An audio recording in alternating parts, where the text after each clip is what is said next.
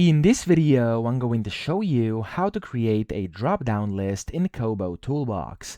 Now, the first thing you want to do, of course, is open the form builder, and then you want to click on the plus icon, and there's two types of questions you can select. So you can select one or select many. I'm going to show you both of these right now. This one is select one, and this one is select many. Now, whenever you do that, you can, of course, type in your question, your options, etc., and then simply go to this button top right to open the settings with each and every single question. And then down here inside the question options, it says appearance advanced.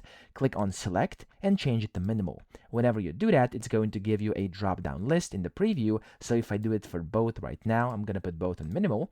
I can go ahead and click on the preview button top left. And as you can see over here, I now have a drop down for both of these, and I can select the options from the drop down menu. So that's how to do this. I hope this video helped you out. If it did, please subscribe to the channel and help me out as well.